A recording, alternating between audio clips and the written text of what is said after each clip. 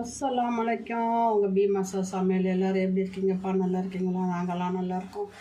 ரொம்ப நாளாக கொஞ்சம் ஜுரம் வந்து சளி பிடிச்சிக்கிச்சு, அது போகவே மாட்டேங்கி. குரலில் கொஞ்சம் வித்தியாசமாக இருக்கும், கொஞ்சம் அட்ஜஸ்ட் பண்ணிக்கிடுங்க. இப்போ வந்து நம்ம நெத்திலி மீன் வாங்கினாங்க. இவ்வளோ நெத்திலி மீன் வந்து அரை கிலோ 100 ரூபா. நிறைய இருக்குது பாருங்கள். இதை வச்சு நம்ம மாங்காய் பச்சை மிளகாலாம் போட்டு ஒரு கூட்டு மாதிரி வைக்க போகிறோம். தித்திப்பு மாதிரி. நெத்தியில் அவியலுன்னு சொல்லலாம், நெத்திலி குழம்புன்னு சொல்லலாம், நெத்திலி கூட்டுன்னு சொல்லலாம். அது நம்மளே என்ன பேர் வேணாலும் நம்ம வச்சுக்கலாம். இதுக்கு நம்ம மசாலா அரைக்க போகிறோம். எண்ணெய்லாம் அரைக்க பார்க்கலாம். இப்போ ஒரு அரை முறி தேங்காய் எடுத்துட்டாங்க. இதுக்கு நிறைய தேங்காய் போட்டால் தான் நல்லாயிருக்கும். ஒரு அரை ஸ்பூனு ஜீரகம், அப்புறம் வந்து ஒரு நம்ம காரம் எவ்வளோ தேவையோ அதுக்கு நான் வந்து இந்த ஸ்பூனுக்கு ஒரு 1.5 ஸ்பூன் போடுறேன் மிளகாத்தூள், அப்புறம் மஞ்சத்தூள், வெங்காயம், அவ்வளோதாங்க. இதுக்கு ஜீரகம் இந்த ஒரு வெங்காயம் போட போகிறோம்.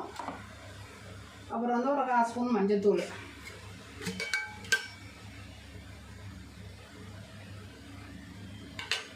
இதெல்லாம் குறன்னு அரைச்சிட்டு வரணும். பொரியலுக்கு அரைக்கிற மாதிரி அரைச்சிட்டு வரணும். அரைச்சிட்டோம் பாருங்கள் எப்படி இருக்குன்னு. இப்படி நம்ம பொரியலுக்கு அரைச்சி போடுவோம்ல, அதே மாதிரி இருக்கணும். அப்போ தான் இது நல்ல டேஸ்ட்டாக இருக்கும். மைய அரைக்கக்கூடாது. இப்போ இது கூட பாருங்கள், சின்ன வெங்காயம் தோல் எடுத்து 4 நாளாக வெட்டி வச்சுருக்கோம். அப்புறம் மாங்காய் இப்படி நீட்டமாக வெட்டி வச்சுருக்கோம். இதெல்லாம் இதில் போடலாம். மாங்காய், தக்காளி. இப்போது மாங்காய், தக்காளி, ஒரு 10 சின்ன வெங்காயம் நீட்டாக வெட்டி போட்டிருக்கோம். இது கூட ஒரு நெல்லிக்காய் அளவு புளி கட்டியாக புளிஞ்சு ஊற்றிக்கிடுங்க. ஏன்னா நம்ம மாங்காய் போட்டிக்கனால கம்மியாக ஊற்றின போகிறோம். இது எல்லாமே கையை வச்சு அப்படி நல்லா நகட்டி விட்டுக்கிடுங்க.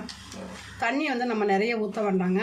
நெத்திலி மீனிலே தண்ணி ஊறும். அந்த நெத்திலி மீனில் பார்த்திங்களா எவ்வளோ சூப்பராக இருக்குது. நம்ம இது கூட நெத்திலி மீனை போட்டுடலாம். கழுவி சுத்தம் பண்ண தலை வயிறு எல்லாம் எடுத்தால் நெத்திலி மீன் போட்டுடலாம். இதை வந்து நல்லா கையை வச்சு நல்லா இது பண்ணிக்கிடுங்க. கொஞ்சோண்டு நம்ம கை அலசி நம்ம தண்ணி ஊற்றினா போதும். அப்புறம் உப்பு போடணும். இங்கே பாருங்க, 2 ஸ்பூன் தண்ணி ஊற்றிக்கிட்டோம். நம்ம இந்த கை மிக்ஸி ஜாரை எல்லாம் அலசி ஊற்றிக்கிட்டோம். இப்போ வந்து உப்பு போட்டுக்கலாம். எனக்கு இதுக்கு வந்து ஒரு 3/4 ஸ்பூன் உப்பு தேவைப்படுது. கல் உப்பு போட்டிருக்கேன். நீங்கள் தூள் உப்போ கல் உப்போ எது வேணாலும் போட்டுக்கலாம். இப்போ தான் கொஞ்சம் பச்சை கருவேப்பிலை போட்டிருக்கோம். இப்போ தான் இதுக்கு பிறகு தான் அடுப்பு பற்றணும். பார்த்தீங்களா எப்படி இருக்குன்னு. இது கொதிச்சோன்னே பாருங்கள் தண்ணி விட்டுரும்.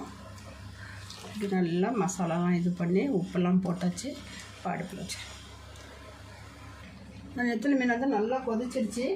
நம்ம இப்போ என்ன பண்ண போகிறோன்னா இதை வந்து சூப்பராக அலசி விட போகிறோம். கரண்டியோ போடக்கூடாது, இப்படியே அலசிக்கணும்.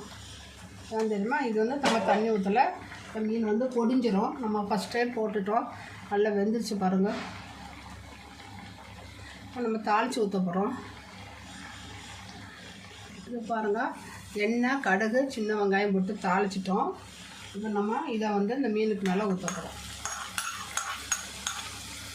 நம்ம இது போட்டோன்னா நல்லா வாசனையும் மணமாக இருக்கும். அவ்வளோதாங்க, நெத்திலி மீன் ரெடி ஆகிடுச்சு. இதே மாதிரி நீங்களும் செஞ்சு சாப்பிட்டுட்டு கமெண்டில் சொல்லுங்கள் எப்படி இருக்குன்னு சொல்லி. லைக் பண்ணுங்கள், ஷேர் பண்ணுங்கள், சப்ஸ்கிரைப் பண்ணுங்கள், பக்கத்தில் இருக்க பெல் பட்டனை கிளிக் பண்ணுங்கள். அஸ்ஸலாமு அலைக்கும்.